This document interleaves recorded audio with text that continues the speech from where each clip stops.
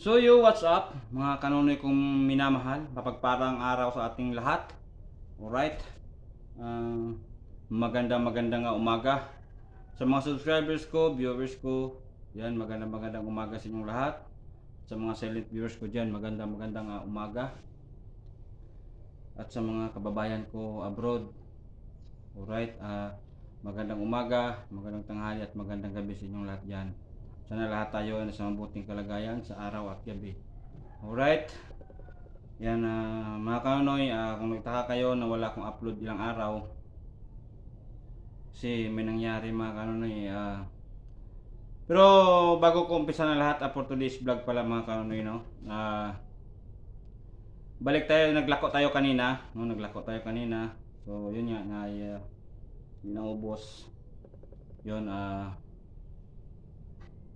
hindi maganda ang mga kanonoy, hindi magandang maglako kasi tulad niya may problema ka, mapasok sa isip mo eh.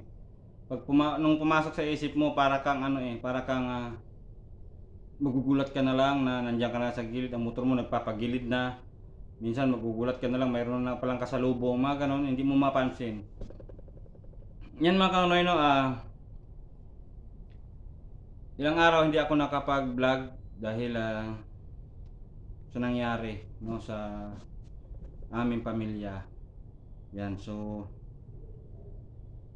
masakit lang mga kanonoy, masakit. Pero siyempre wala na ring luha na iluha ang mata, halos naubos na, no? Kasi kasi mga kanonoy, ang kapatid ko sa Samar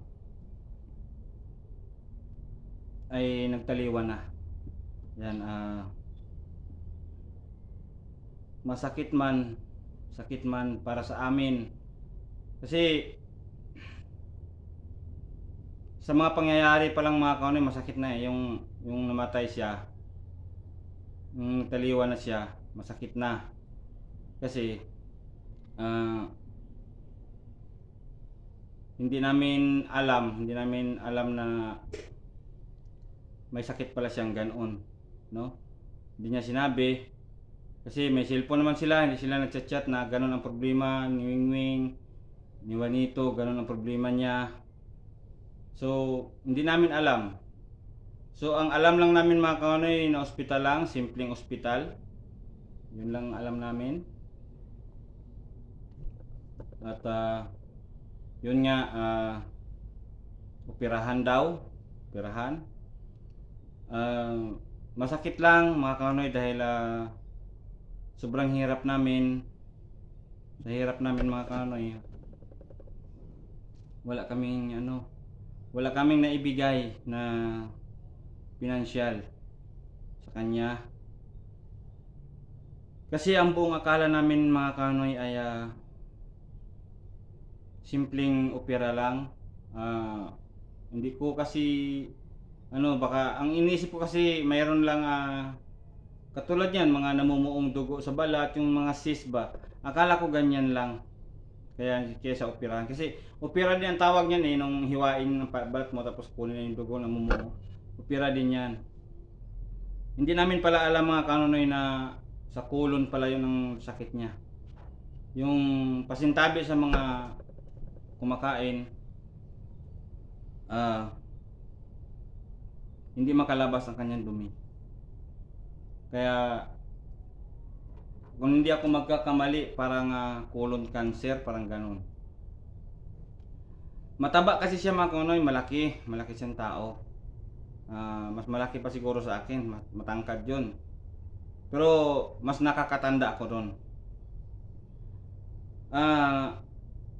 Yun nga mga kanonoy ay hindi namin pinansin. Iniisip lang namin, pinagdadasal lang namin kasi opera lang eh. Yun talaga iniisip ko. Tapos pagka nabukasan ng hapon, nagchat na ang kapatid kong babae na nandun sa Manila na wala na daw yung kapatid namin, kapatid namin na nandoon sa Samar, nagtaliwan na. So, yun bang tipo mga ano, sobrang sakit na hindi mo mawari. Kung para kang ano, para kang yung, alam ba yun, yung para kang binugbog ng 10 tao na nawalaan ka ng lakas. No, pakiramdam mo parang lupaypay ka, hindi ka halos maggalaw ka, naninigas yung paa mo, katawan mo naninigas. Kasi gusto ko kang sumigaw na hindi mo magawa, no? Hindi mo magawa. Gusto kang mag-wild, gusto kang manuntok para makalabas ang sama ng loob mo, pero hindi mo magawa. Mas masakit pa diyan mga kano, yung yun bang part na sa huling araw niya ay hindi mo siya makikita. Hindi mo siya makita mga kanonoy. Kasi sa sobrang layo mga kanonoy, sa Samar, sobrang layo. Estimated ko lang mag 10,000 lang ang dala mo. Siguro tamang tama lang yan sa balikan mo.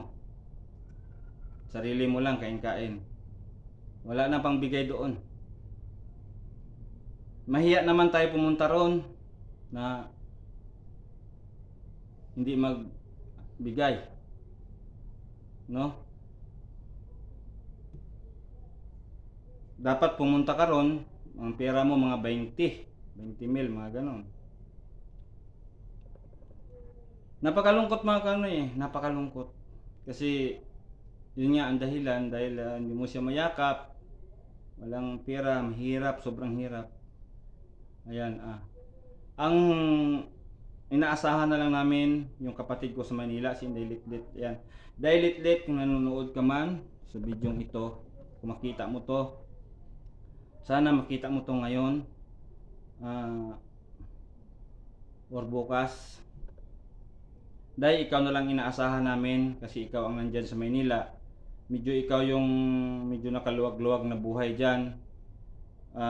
Kung pwede, humingi ka na lang muna ng tulong sa iyong asawa, sa mga bayaw mo. Kasi alam ko, hindi ka naman nila bibiguin yan eh. Tutulungan ka din nila yan. Mahal na mahal ka naman nila yan eh. Yan day. Ikaw na lang pag-asa kung makapunta ka doon or makapadala ka ng pera. Kasi dito mga kanonoy, talagang lugmok ngayon. Katulad ko, ako mga kanonoy, wala. Bayaran sa wifi, bayaran ng bahay, bayaran ng motor, kuryente, yan, pagkain pa. Tapos naglalako lang ako ng tinapay mga kanonoy. So grabe, sobrang hirap talaga. So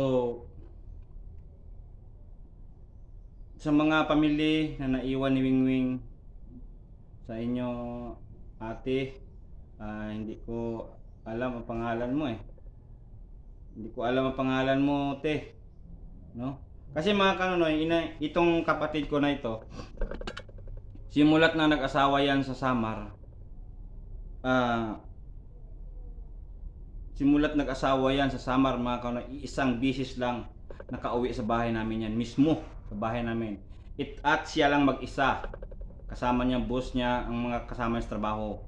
Hindi niya kasama anak niya, hindi niya kasama asawa niya. Siya lang. At ang asawa niya ay nandoon sa Samar, no? Kaya ang sabi ko nga noon, sana wag kang magpapadala kung ano kalayo ang titirahan mo. Kasi ikaw ang lalaki, dapat ikaw ang masunod. Pero gusto niya makarating ng ibang lugar eh. Gusto niya makarating. Eh nagkataon ng asawa niya taga Samar, tapos siguro walang ganang pumunta rito or nanghihinayang lang sa gastusin. Nga ganon, kasi malaki talagang gastos mga kaunay pag sinadya mong pumunta rito eh. May mga anak pa sila. Yan, hindi sila nakapunta. Kaya sabi ko sa kay Wingwing noon, Brad, kung pwede, tawagan mo na lang kaya ang misis mo, padalhan, ambag-ambagan natin, padalhan natin ng pamasahe para papuntahin dito. At dito na lang kayo magnirahan, maghanap-hanap ng trabaho. Total, may bahay naman dito. Pwede natin itong pataasan para magawaan ng kwarto sa taas para dito na tayo mag isang grupo na lang tayo dito. Diba? Isang bahay lang, magkakapatid, na ganon. Pero hindi siya sangayon mga kanoy sabi niya hindi daw maiwan sa kanya, hindi daw maiwan ng asawa niya ang lugar nila. Kasi may kari-arian daw sila doon, may kunting lupa. Di ko lang alam kung totoo yun basta yun ang sabi. Kaya yun ang dahilan na hindi niya maiwan-iwan, no? Pero sa pagkakataong ito mga kanonoy, ayan, hindi ako titigil muna ako sa paglalako dahil minsan mga kanonoy, aminin ko man, hindi ko man aminin, pero talagang kasalanan ko kung di ako aamin. Mga kanonoy, minsan sa pagdadrive ko ng motor, ilang beses na ako na muntikan na madisgrasya dahil pumapasok sa isip ko yung kapatid ko, yung kumbaga yung enjoy namin noon, nagtatawanan kami, para siyang dumaan sa harap ko ang mukha niya. Parang dumaan sa harap ko na mapaganon ako, Brad, mapaganon ako, tapos ang motor nagpagilid na pala. Yan. Kaya sabi ko titigil muna ako, mag-move on muna ako. Nihanap muna ako ng ibang trabaho. Yun, sana sa mga kanonoy ko dyan na nanonood, sa mga kanonoy ko minamahal, sana tulungan nyo ako na palakasin lang ang loob ko. Kung mayroon man kayong ipapayo sa akin, kung mayroon man kayong isa-suggest, gawin nyo lang, no? Yan mga kanonoy, kasi sa ngayon mga kanonoy, mga oras na ito, kailangan ko talaga inyong mga opinion, bawat isa sa inyo kung ano inyong mga opinion. Kasi hinang-hina ako ngayon mga kanonoy dahil yun nga sa nangyari sa kapatid ko. Hindi namin kasi mapuntahan mga kanonoy, totoo lang, hindi namin talaga mapuntahan dahil sobrang hirap namin. Hirap na hirap kami dito sa Iloilo mga kanonoy. Kung doon naman sa kanila ni Papa, wala rin silang pera doon dahil ang pera nila may maintenance sila. Pagkain pa nila, bayaran pa nila ng kuryente. Yan, bumili ng tubig. Ganun, tapos ang hanap buhay nila doon ay pambili-bili lang ng mga scrap. Umasa lang sa mabili ng scrap, sa maibigay na scrap at ipakilo. Paano kung walang maibigay? Minsan mga kanonoy, kumakain na lang ng gulay, puro gulay. Yan. So dito pa lang sa amin mga kanonoy, awang-awa na ako sa mga kapatid ko, sa sarili namin dito. Dahil sobrang hirap nga. Tapos mas lalo ngayon na nagtaliwan ng isa kong kapatid. Hindi namin alam mga kanonoy kung paano kami huhugot ng ulit ng lakas. Hindi namin alam. Iiyak man kami, wala nang iluluha mga kanonoy. Wala na. Kasi ubos na. Yan, ang papa ko, mama ko, manawa ako sa kanila dahil yun sa kanila, mas masakit sa kanila yun kasi silang magulang pero wala rin silang magawa. Kaya ang masasabi ko lang sa inyo pa, inayos natin ang problema. Magpakatatag lang kayo, no? Alam ko hindi naman tayo pababayaan ng Diyos, magpakatatag lang kayo. Kasi ang gusto ko sa pamilya natin, walang alitan, walang masamaan ng loob, no? Kasi tulad ngayon, nabawasan na tayo ng isa sa mga anak ninyo, kami nabawasan na kami magkakapatid. Hindi natin alam at hindi ko alam kung sinong maari ang pwedeng masunod, no? Sa ganong estado. Pwedeng maaring ako, pwedeng sa kayo o sino sa atin, no? Kaya lakasan natin loob natin, magiging masaya lang tayo kung matuto tayong kumilala ng mga Panginoon. Ayan. Basta ang sasabihin ko lang sa inyo pa, magpakatatag lang kayo. Mahal na mahal ko kayo. Mahal na mahal namin kayo mga kapatid. Kahit nang wala na si Wingwing. Ayan. Alam ko si Wingwing ngayon ay masaya na rin sa kabilang buhay. Ayan,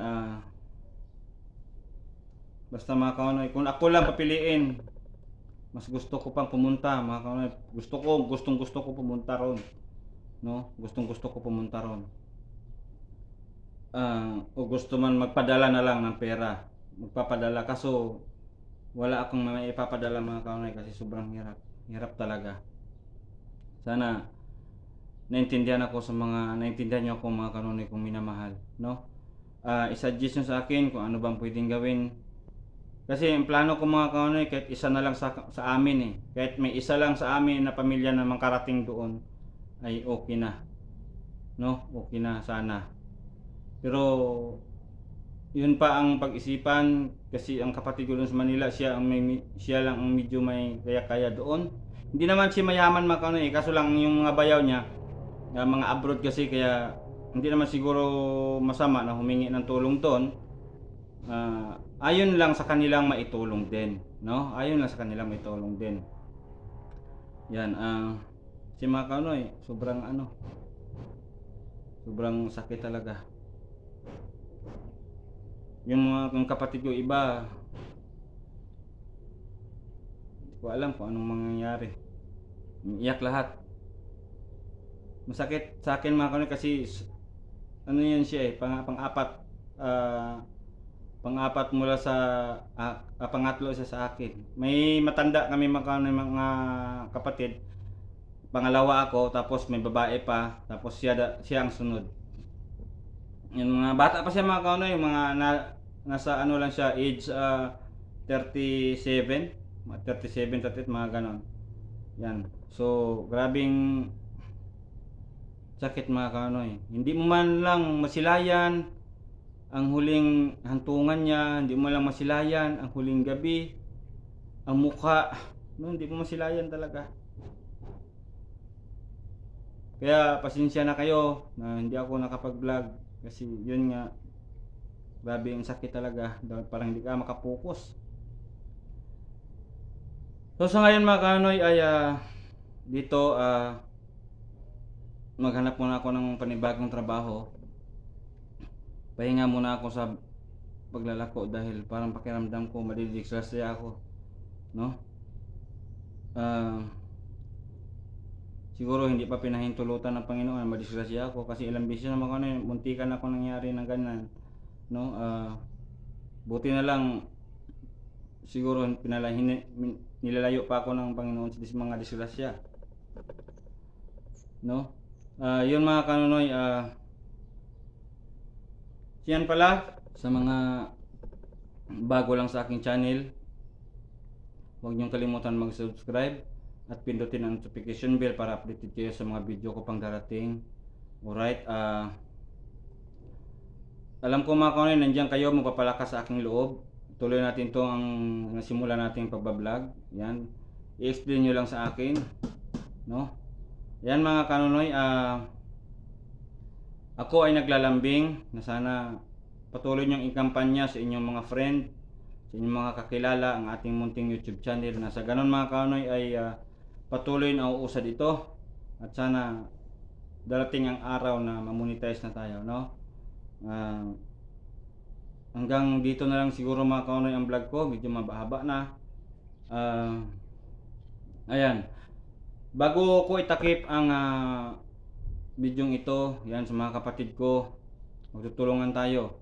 Huwag na tayong magtapon-tapon ng magbitaw-bitaw ng mga anghang ng mga tinaga, mga salita na hindi dapat nating bibitawan, no? Dapat bago tayo magbitaw ng isang salita ay iisipin natin kung mayroon bang masaktan o wala, no? Dapat ba siyang sasabihin o talagang itago na lang ng tuluyan sa ere, no? Itapon mo lang sa ere nang hindi na makapagpasama pa ng yung mga kapwa, no? Ganun lang mga kaunoy, sa mga kapatid ko, sana yan magbati-bati na lahat kasi nandiyan na nangyari kay Wingwing. Yan. So mahal na mahal ko kayong lahat, no? Sa kay Nasi pala, Nasi, sa buong pamilya mo, shout out. Sana makapunta ka dito sa Lanit, ano?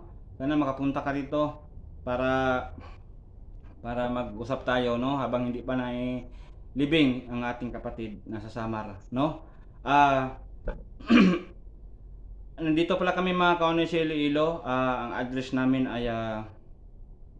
address namin pala ay Lanit Haro.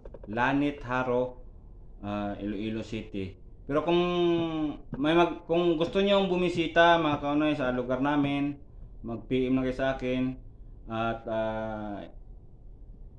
basta kung baba lang kayo ng tandaan nyo lang, Tagbak. No, sa Tagbak, diyan kayo bababa, Tagbak Haro, no, diyan kayo bababa. May mga ang address kasi namin doon mga kaunay sa amin talaga, old relocation.